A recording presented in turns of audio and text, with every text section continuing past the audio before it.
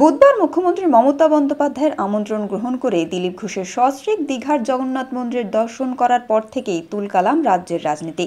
দলের অনুমতি ছাড়াই মমতা বন্দ্যোপাধ্যায়ের সঙ্গে বসে গল্প করা ও তৃণমূল নেতা মন্ত্রীদের সঙ্গে ঘুরে বেড়ানোর ছবি সামনে আসতেই কার্যত ক্ষোভে ফেটে পড়েছেন বিজেপি নেতৃত্ব।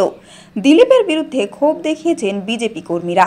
তার ছবিতে জুতোর মালাও পরাতে দেখা গেছে। সুকান্ত জানিয়েছেন, দল দিলীপের এই কাজ সমর্থন করে না। দিলীপ দা যাবেন কি না তার ব্যক্তিগত ব্যাপার, তিনি যাবেন কি যাবেন না, ওনাকে ব্যক্তিগতভাবে আমন্ত্রণ করা হয়েছে। পার্টি এন্ডোর্স করে না।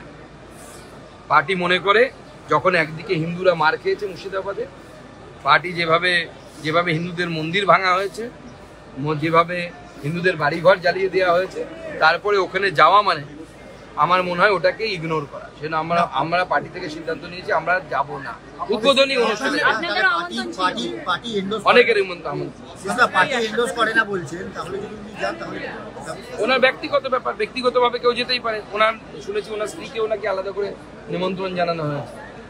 সূত্রের খবর, দিলীপ বিষয়ে অমিত শাহের কাছে অভিযোগ জানিয়েছেন শুভেন্দু অধিকারী। দলের প্রতি দিলীপের দায়বদ্ধতা নিয়ে প্রশ্ন তুলেছেন সাংসদ সৌমিত্র খা। তবে বিষয়টিকে আদৌ গুরুত্ব দিতে নারাজ বিজেপির বর্ষিয়ান নেতা। উল্টে তিনি নাম না করে সমালোচনা করেছেন শুভেন্দু ও সৌমিত্রকে। বড় বড় কথা কারা বলছে? যারা মমতা ব্যানার্জি আঁচলের তলায় থেকে নেতা হয়েছে। আরো বড় বড় কথা বলছে, অনেকে চরিত্রের কথা বলছে, যারা কালীঘাটের উচ্ছিষ্ট খেয়ে জীবন কাটিয়েছে, আজকে বিজেপির উচ্ছিষ্ট খেয়ে বেঁচে আছে, তারা দিলীপ ঘোষকে ক্যারেক্টার সার্টিফিকেট দিচ্ছে। যারা 4টে বিয়ে করে, 14টা গার্লফ্রেন্ড রাখে, রাত্রের জীবন একরকম, দিনের জীবন একরকম, তারা দিলীপ ঘোষকে ত্যাগী ভোগী বলছে। আহাম্মক। রাস্তায় দাঁড়িয়ে বলো লোকে কি বলবে। দিলীপ ঘোষ আজকেও রাস্তায় দাঁড়িয়ে আছে, কালো দাঁড়িয়েছিল, আগামী দিনেও থাকবে।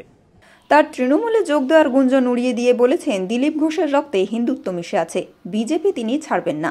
যারা 21 সালে এসছে, 20 সালে বিজেপিতে এসছে না, তারা বিজেপি বুঝতে পারবে না। কেউ কেউ RSS দেখাচ্ছে, কেউ কেউ হিন্দুত্ব বোঝাচ্ছে। দিলীপ ঘোষকে হিন্দুত্ব বোঝাবেন না। আমার কাটলে গায়ে হিন্দুর রক্ত বেরোবে, বিজেপির রক্ত বেরোবে। বাকিদের গায়ে কি রক্ত আছে আমি জানি না, কারণ বহু জায়গায় ঘুরে এসছেন তারা। সূত্রের খবর, বিজেপির কেন্দ্রীয় নেতৃত্বের নির্দেশ, তারাই দিলীপের সঙ্গে কথা বলবেন।